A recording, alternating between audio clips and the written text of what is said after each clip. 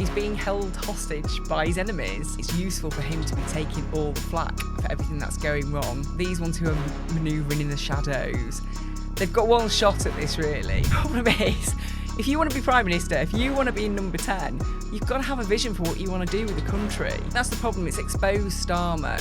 He is a manager, not a leader. He is good at playing internal politics in the public sector.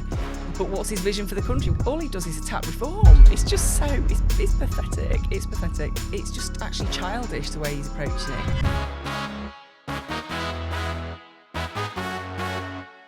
Hello and welcome to the Daily Expresso. I'm with Sam Lister, our deputy editor. Sam, I've seen lots of comments on our podcast asking why Starmer is still Prime Minister. Oh, it's a great question, Steph, but there's quite a simple answer to it, really. He's being held hostage by his enemies. Angela Rayner, West Streeting, all of those people who want him out. They want him out at a time of their making, not now. So they're hanging on until after the local elections. We'll see what happens then. But really, at the moment, he's kind of useful to them. It's useful for him to be taking all the flak for everything that's going wrong. And they're not ready. They haven't got their campaigns quite ready. They haven't got all their people in the right places, all the manoeuvring behind the scenes. So he's useful to them at this time. But it doesn't mean he's there forever. And we found out yesterday that the King's speech is going to be on the 13th of May. What does that mean for Starmer's longevity? Oh, well, this is a proper sneaky move. Essentially, the King's speech, obviously a grand occasion, we get all the coaches and all the pomp and circumstance and all that kind of stuff. Big day in Parliament.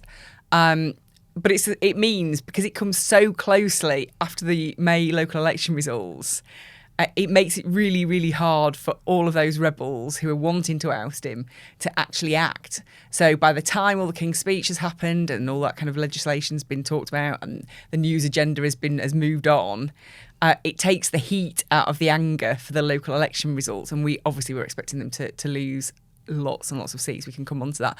But by the time all that's kind of worked through the system, the idea is that everyone will have kind of calmed down a little bit.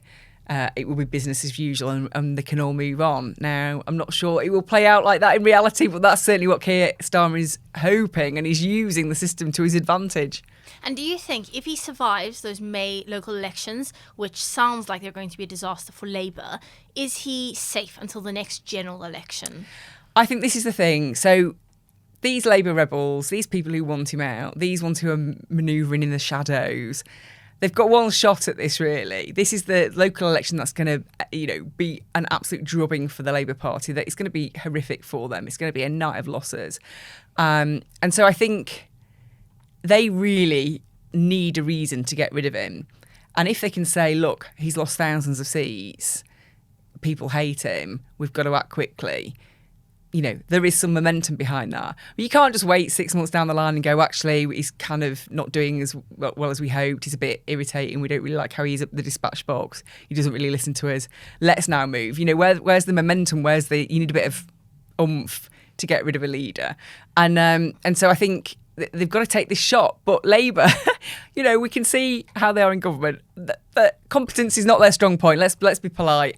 And so as a party, they're rubbish at getting rid of leaders. We know that historically they find it impossible to get even rid of the most useless leaders. Jerry Corbyn clung on for God knows how long. So they've got one shot at it. It is after the May elections. If they don't take that shot, then I think there's a very good chance he will be there until the general. So you mentioned Starmer's performance at the dispatch box. A lot of people would describe it as woeful, I think, in the last few weeks. I think that's been kind, Steph. Well, tell me what your take is on it, Sam. I think with Starmer, it's Starmer typifies everything that's wrong with this country, Steph. Starmer it's the rise of the blandies. You see it not just in politics, you see it across all kinds of private and public sector situations, where all these people who just kind of nod and say the right thing and don't really ruffle any feathers, and they just rise up through the ranks, and you kind of wonder, how did they get where they got? I've never seen any particular discernible talent, but they seem to have suddenly got this top position. And that's fine until you get to the top. And then you're left with no clothes on, really, because what is your vision? What are your leadership skills? You've got there by being... Director of Public Prosecutions, yes, as we've heard. But that's a really political role. And so, you know, he obviously greased the wheels, got there, didn't ruffle any feathers. The problem is, if you want to be Prime Minister, if you want to be in number 10, you've got to have a vision for what you want to do with the country. And so all that kind of just saying yes and nodding and schmoozing with the right people gets you so far. But then what do you actually want to do with it? What's the point of it all? And I think that's the problem. It's exposed Starmer. He is a manager, not a leader. He is good at playing internal politics in the public sector. But what's his vision for the country? What did he want to do? What is all this pain for? What did he do? What did he make all those sacrifices for? He's got into number 10 and nobody knows. Like, he says there's no such thing as Starmerism.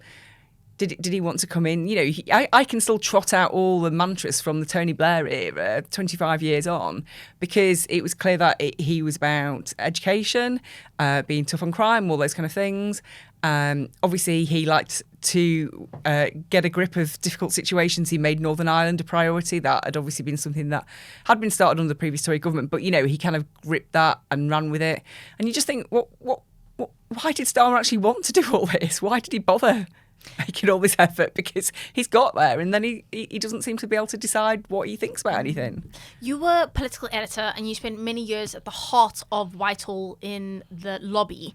Tell me, out of the 8 prime ministers... 8, you're aging me now. Actually, no, there's so many. I mean, I could still be 25 and I've gone through it. No, exactly. not quite, I mean, but, I've gone through 3 in the short time I've been a political reporter. But I'm going to ask you to rank where you think Starmer slots in out of the 8 you've lived through. And so 8 is the worst. 8 being the worst, 1 being no notes, hardly any notes, top prize. I don't even think he's worth ranking, Steph. I just don't think he is. Yeah. I mean, it's woeful. You sit through those Prime Minister's question times. You sit through them every week now. And he just doesn't answer the question. But if you're going to do that, which they all do to a certain extent, you have to at least be clever about it. And he isn't. Would you give Blair the top spot then? You mentioned him earlier. Yeah, so I think regardless of whether you like Blair, whether you think he's responsible for all the ills this country now is suffering, you know, we can have that discussion. But there is no doubt that he was a top performer at Prime Minister's questions.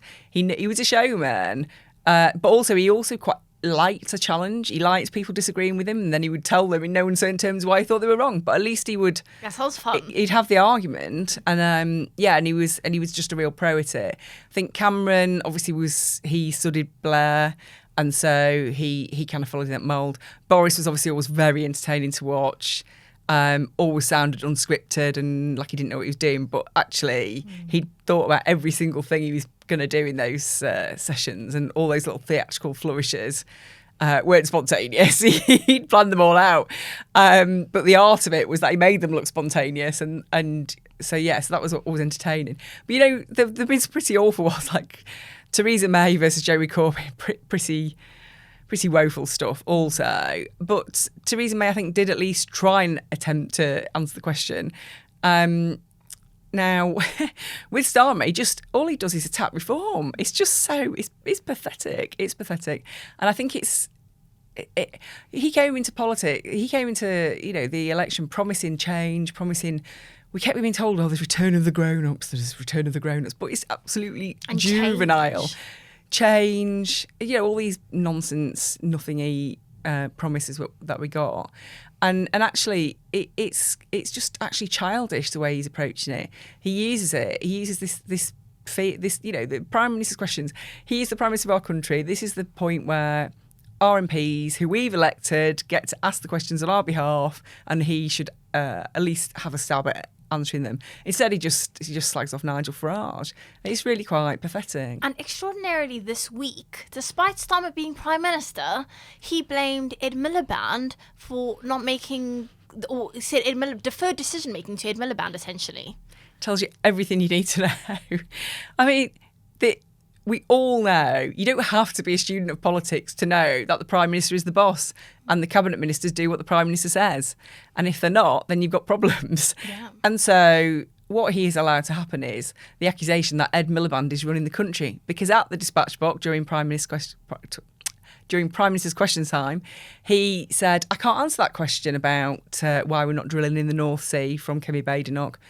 A very sensible question. I'm sure lots of our viewers think, why are we not drilling in the North Sea when there's all the fuel reserves up there that we could be capitalising on? And very sensible question. He said, no, by law, this is Ed Miliband's area. Nothing to do with me, Gov. You've got to ask Ed Miliband. He's crazy. I've never witnessed any Prime Minister saying, no, you've got to ask one of my cabinet ministers for an answer to that. It's honestly embarrassing. I think he ought to. Yeah, I think he ought to reflect on that. It's pathetic. Speaking of reflecting, I hear Ed Miliband is a cabinet minister that's made you a bacon sandwich. Many moons ago, yeah. So Ed Miliband, he obviously famously ran into trouble during the 2015 election when he was running to be Prime Minister by eating a bacon sandwich in quite an awkward fashion, let's say that. And it became one of the defining images of the general election. There were many actually, but that was one of the top ones. And so I was at that point dispatched to follow him around the country and see what he was doing on the campaign trail. And so at the end of that, there was me and a few others who'd also been following him the whole time. On the actual day of the vote, he invited us into his home in the constituency, Doncaster, my hometown as it happens, and made us all a bacon sandwich. And I can tell you, he's a very friendly chap. He's a very polite chap. He makes a great bacon sandwich. Should he be in charge of this country? Absolutely not. So, I think maybe opening a local cafe might be better than running our energy policy or getting anywhere near the reins of power. Sounds like you'd be in line for the restaurant. Maybe table for two. I'll come along. We can record an episode there. I want to loop back to something you said at the start. You mentioned Rayner, Miliband and Wes Streeting as waiting in the wings. How do you see that playing out in terms of who jumps first? And whoever does put their name forward for the pole position in Labour as leader, they need other people to jump with them. They need someone to jump first, really. So I think you need a stalking horse, they call it, just somebody who's more junior, who can kind of put their head above the parapet. They can fall in behind them. And actually you saw it with Boris Johnson. It was Sajid Javid who was the first to kind of go public with his decision to jump. And then Rishi Sunak followed about 5 minutes later. And, nobody was expecting Sajid Javid to be the next Prime Minister, but everyone was expecting Rishi to put in for it.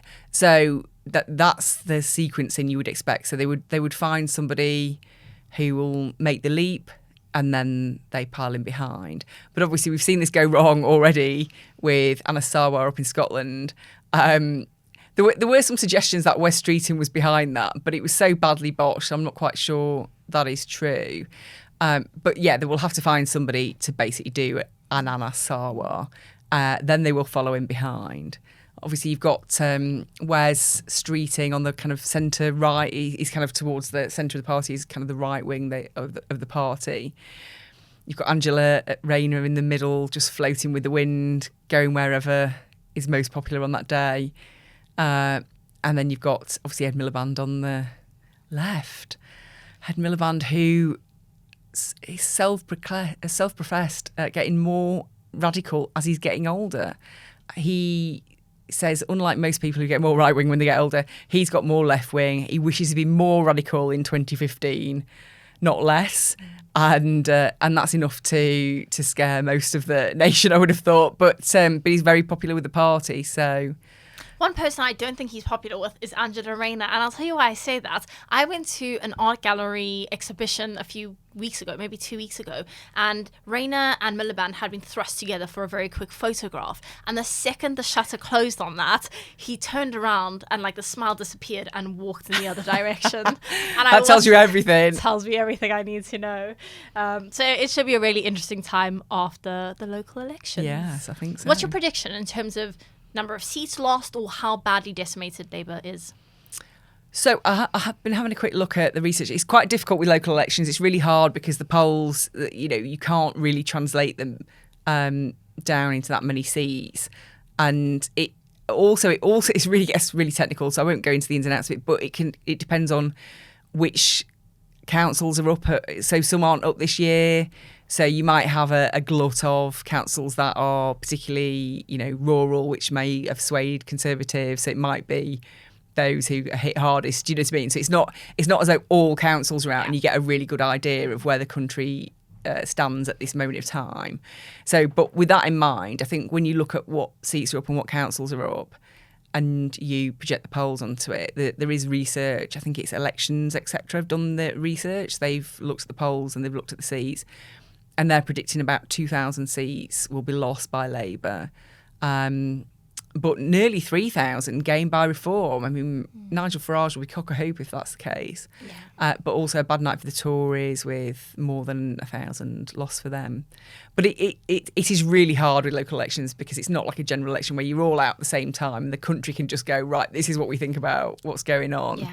There could be a lot of tactical voting locally and lots of other kind of things coming into the mix. But I think the Greens are going to have a good night as well. Zach Polanski, he's going to be pretty happy. So yeah, the two main parties are, I think, going to be licking the wounds that night. Absolutely, it'll be a really interesting time after Easter recess and the race to the ballot box on the 7th of May. Thank you so much, Sam, for joining us in studio, and thank you so much to you at home. Please do hit the like, subscribe, and the hype button. Have a nice weekend, and we'll see you back here on Monday.